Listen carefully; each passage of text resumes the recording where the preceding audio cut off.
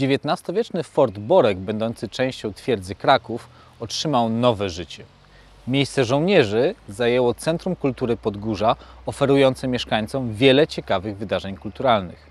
Pamiętajmy jednak o pierwotnej funkcji tego miejsca, jaką była obrona Krakowa w ramach systemu twierdzy Kraków podczas Wielkiej Wojny. I wojna światowa kojarzona jest z wojną pozycyjną.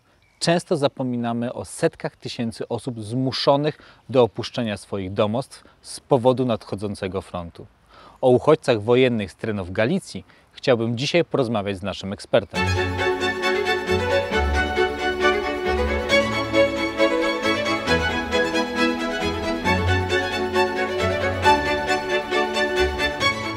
Kamil Ruszała, doktor, adiunkt w pracowni Historii Polski Nowoczesnej Instytutu Historii Uniwersytetu Jagiellońskiego, znawca historii społeczno-gospodarczej Austro-Węgier, dziejów I wojny światowej, uchodźstwa wojennego oraz przymusowych migracji w nowoczesnej Europie. Czasy I wojny światowej to oczywiście potężne zmagania bitewne, ogrom ofiar dokumentowanych choćby przez te słynne cmentarze galicyjskie. Ale kiedy Wielka Wojna stała się takim realnym doświadczeniem dla mieszkańców Galicji? Kiedy wywarła taki prawdziwy wpływ na ich życie? No powiedzielibyśmy, że tak naprawdę o I wojnie światowej, wówczas określana jako Wielka Wojna, mieszkańcy Galicji wiedzieli od samego początku, ale cały czas to było pewne odległe doświadczenie. To, co się wydarzyło w Sarajewie, czyli zabójstwo arcyksięcia Franciszka Ferdynanda, było, można powiedzieć, czymś wręcz egzotycznym dla mieszkańców Galicji, no szczególnie tych, którzy nie śledzili bieżących faktów politycznych tego, co się tak naprawdę w świecie wówczas dzieje. Dopiero armia rosyjska wkraczająca do Galicji i powiedzielibyśmy faktyczna konfrontacja tych zjawisk wojennych, tej wojny kozaków rosyjskich. Wojna, powiedzielibyśmy, z wyobrażonej stała się wojną rzeczywistą. Ona wówczas powodowała pewien popłoch wśród ludności, który jeszcze do tego spotęgowany przez plotkę wojenną, przez panikę, miał różne konsekwencje, między innymi takie, iż ludzie zaczynali uciekać ze swoich domostw. Część później została ewakuowana, natomiast ta pierwsza fala to była taka, powiedzielibyśmy, spontaniczna ucieczka jako reakcja walki o przetrwanie na początku I wojny światowej. A skoro wspomniałeś tę ucieczkę, to jak wyglądała ewakuacja i czy monarchia austro-węgierska była do niej przygotowana? Powiedzielibyśmy, że z jednej strony było to bardzo nowe doświadczenie dla ludności, jak i również nowe doświadczenie dla władzy dla administracji austriackiej, dla władzy cywilnej, jak i także władzy wojskowej. Z jednej strony, poza spontaniczną ucieczką, władza austriacka organizowała ewakuację chociażby twierdzy Kraków, ewakuację Lwowa, ewakuację Przemyśla, czyli tych takich, powiedzielibyśmy, strategicznie bardzo istotnych punktów pod względem zarówno militarnym, jak i także administracyjnym. Później wraz z tym dochodzi do ewakuacji większych miast Galicji, ale pamiętajmy, że ewakuacja mogła zostać zorganizowana tam, gdzie funkcjonowało połączenie kolejowe. Jeżeli mówimy o miejscach, które były oddalone od tej sieci infrastrukturalnej, wówczas było to nieco bardziej problematyczne i tam ludność była bardziej zdana właśnie na tymczasową ucieczkę i później dołączała ona do pozostałych ewakuowanych. W pociągach, ludzie stłoczeni w pociągach ewakuacyjnych trafiali w głąb monarchii austriackiej, w przeróżne, powiedzielibyśmy, teoretycznie w ramach ich kraju, ale jednak w przeróżne, egzotyczne, czy też przeróżne tereny, z którymi oni wcześniej w ogóle takiej faktycznej, fizycznej styczności nie mieli.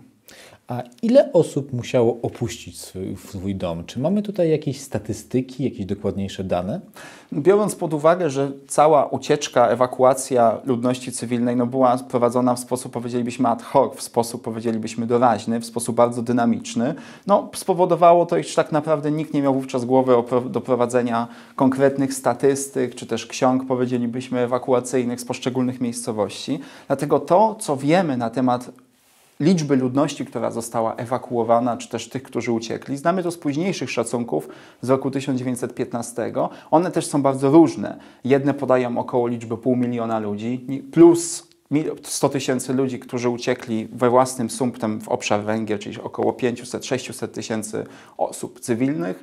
Mamy inne statystyki mówiące o 800 000 czy też o 1 000 000 mieszkańców, także one są niesamowicie dynamiczne. Były też związane zarówno z dynamiką działań wojennych, jak i także z postępującymi zmianami na linii frontu, czyli kolejne ofensywy. Chociażby ofensywa późniejsza z roku 1916, ofensywa Brusillowa, czy też późniejsza już o wiele na mniejszą skalę ofensywa Kiereńskiego, która także jednak wywołała ruchy migracyjne ludności.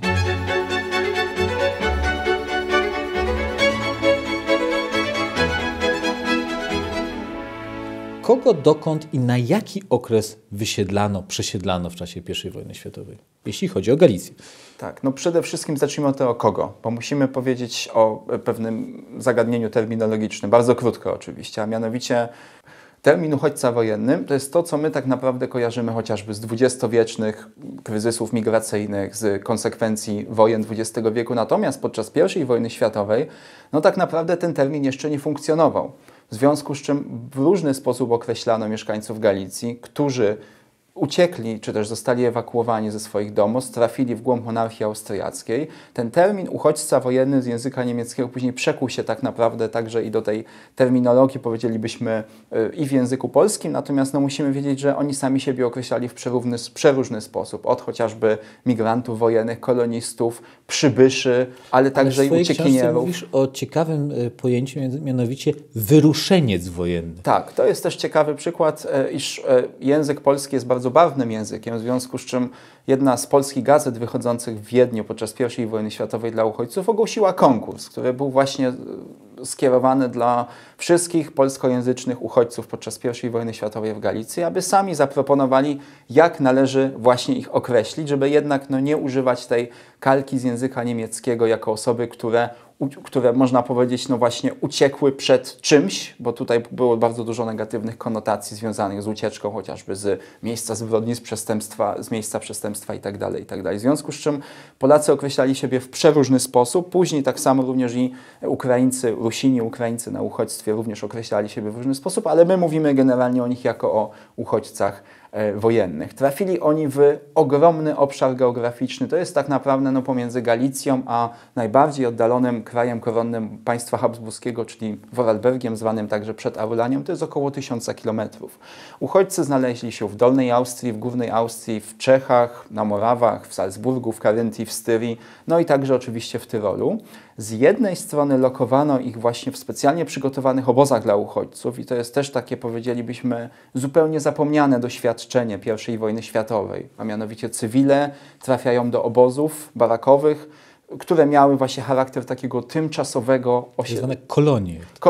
Polacy nazywali to także polskimi koloniami, ze względu na to, iż były to takie, powiedzielibyśmy, no, miejsca tymczasowego przebywania, większe liczby, tak naprawdę czasem 1000, na 100 000, 10 000 ludzi w danym miejscu, w danej miejscowości. No, ale pamiętajmy, że też te obozy barakowe były tworzone tuż w miejscowościach, gdzie mieszkali także autochtoni. No i to też powodowało pewnego rodzaju konflikty. Możemy sobie wyobrazić, jak chociażby w miejscowości Gmünd w Dolnej Austrii, w miejscowości zamieszkiwało około 2000 cywilów przed wojną. Natomiast w czasie I wojny światowej w tej samej miejscowości wybudowano obóz dla uchodźców, gdzie znalazło się w takim szczytowym momencie około 25 000 uchodźców.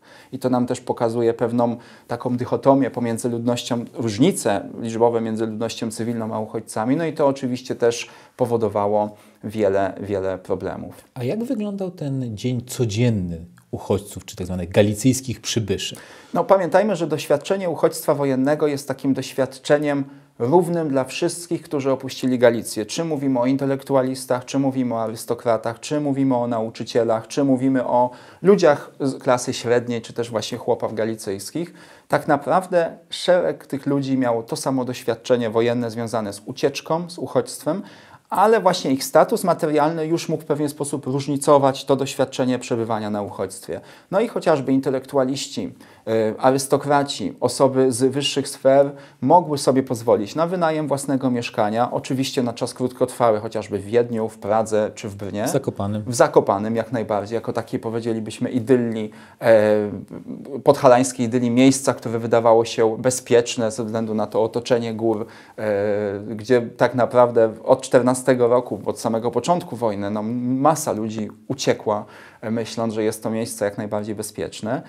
Natomiast właśnie wracając jeszcze do tego obszaru Austrii, no część mogła sobie pozwolić na wynajem mieszkania, no ale część trafiła do obozów barakowych. No i bardzo często miały miejsce sytuacje, gdzie w jednym baraku zamieszkiwali no zarówno właśnie, jak już wspomniałem, nauczyciele, przedstawiciele przeróżnych zawodów, jak i także margines społeczny, czyli widzimy tutaj, co oczywiście też powodowało swoje własne, to co też powodowało swoje konflikty pomiędzy właśnie uchodźcami wojennymi. No, bardzo różniło się życie tych, którzy znaleźli się w obozach dla uchodźców. Tutaj ta norma, o której kiedyś pisałeś, czyli dla 6-osobowej rodziny pomieszczenie tam bodajże 6 metrów kwadratowych. Zgadza się, co było oczywiście oficjalną statystyką, czy też oficjalnymi wytycznymi Ministerstwa Spraw Wewnętrznych, no a tak naprawdę te warunki były jeszcze gorsze. Kiedy badałem temat stworzenia obozów dla uchodźców, to bardzo często udało mi się odnaleźć materiały wręcz druzgocące, które pokazywały, że w pierwszej kolejności wysyłali ludność, a później dopiero był tworzony obóz dla uchodźców, czyli okazuje się, że ta infrastruktura no, nie była w pełni od samego początku przygotowana w sposób należyty, co jest też zrozumiałe o tyle, że cała sytuacja wojny była bardzo dynamiczna. Należało w bardzo dynamiczny sposób, można powiedzieć ad hoc, tworzyć różnego rodzaju systemy pomocy dla ludności cywilnej. A czy wszystkich uchodźców, wychodźców, wyruszeńców czy galicyjskich przybyszy traktowano jednakowo? Powiedziałbym tak, państwo habsburskie, monarchia austro-węgierska, monarchia austro-węgierska była krajem wielonarodowościowym. To była też taka bardzo mocna strona, domena właśnie państwa habsburskiego, chociażby patrząc na historię, na przekrój ziem polskich, historię Polski w XIX, początkiem XX wieku, tak zwana Polska pozaborowa, no to faktycznie Polacy mogli się cieszyć autonomią galicyjską. Podobnie było także i z mieszkańcami ukraińskimi, z Rusinami galicyjskimi, również Żydzi galicyjscy cieszyli się tutaj pełnymi swobodami. W związku z czym wydawać by się mogło, że to doświadczenie uchodźstwa wojennego no, powodowało, że każdy był traktowany równo. Ale jak już popatrzymy właśnie bardziej szczegółowo na poszczególne, powiedzielibyśmy, przypadki, tak naprawdę te różnice wychodziły chociażby właśnie na gruncie etnicznym, czy też właśnie na gruncie, no przede wszystkim etnicznym, także i narodowościowo-etnicznym byśmy powiedzieli. I tutaj przykładem mogą być chociażby Rusini galicyjscy, Ukraińcy, czy też Łemkowie, którzy tak naprawdę od samego początku wojny no byli jako pewna grupa narodowościowo-etniczna, w dużej mierze byli traktowani jako zdrajcy państwa habsburskiego, ale to wynikało nie z faktycznej ich działalności, powiedzielibyśmy, antypaństwowej, tylko bardzo często wynikało to z ignorancji administracji państwowej, żandarmerii wojskowej, która tak naprawdę no, brak jakiegokolwiek rzetelnego sposobu prowadziła tutaj dochodzenia przeciwko nim i oni trafiali nie do obozów dla uchodźców, tylko do obozów internowania, chociażby w Tallerhofie czy w Terezinie. A jakie były warunki właśnie w tych obozach? To obozy dla uchodźców różniły się zupełnie od obozów internowania, no właśnie z samej definicji, ze względu na to, iż internowanie miało swego rodzaju, powiedzielibyśmy, taki charakter polityczny przede wszystkim, odizolowania politycznego, przeciwników państwa, przeciwników państwowych. Byli to co prawda cywile, ale jednak no, przede wszystkim w pierwszej kolejności byli oni wysyłani do obozów dla uchodźców ze względu na działalność antypaństwową. Tu jeszcze tylko dodam, że my tak naprawdę o internowanych w tamtym czasie w państwie habsburskim musimy pamiętać, to nie dotyczyło tylko Rusinów, to dotyczyło chociażby Polaków pochodzących z Królestwa Polskiego, którzy przecież mieli rosyjskie obywatelstwo i trafiając do państw, chociażby do Krakowa, czy będąc w państwie Habsburgów w 1914 roku, kiedy wojna wybucha, również w wielu wypadkach zostali internowani, no właśnie chociażby ze względu na ich inny paszport, byśmy powiedzieli, paszport rosyjski, a nie paszport austriacki. Ale wracając właśnie do tematu obozu internowania, przede wszystkim obóz w Tallerhofie był takim, powiedzielibyśmy, synonimem wręcz no, fatalnego traktowania drugiego człowieka. To jest to, co my znamy ze scen obozowych II wojny światowej, może nie aż na taką skalę, ale też bardzo często ta przemoc towarzysząca właśnie w stronę cywilów, no miała miejsce i w obozach internowania. Przecież bardzo często dochodziło do egzekucji. Te egzekucje były publiczne, w ten sposób społeczeństwo też oswajało się z tą śmiercią i z przemocą. To miało ogromne swoje konsekwencje. Wiązało się z taką, powiedzielibyśmy, militaryzacją społeczeństwa przed wojną, ale miało ogromne konsekwencje także w tej przemocy powojennej.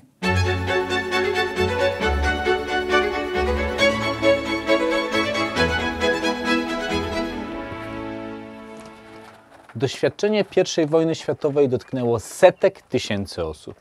Ludzie, uciekając przed frontem, porzucali swój dobytek. Trafiali do obozów dla uchodźców, a tam warunki bywały różne. Pamiętajmy również o obozach dla internowanych, a także kto i za co mógł do nich trafić. Wojna zawsze niesie ze sobą zniszczenie i śmierć niewinnych osób. Ucieczki, przesiedlenia, sądy doraźne, okrucieństwo i stopniowe zobojętnienie na los drugiego człowieka są niestety ponadczasowe. Taki los spotkał setki tysięcy mieszkańców byłej Galicji w czasach I wojny światowej.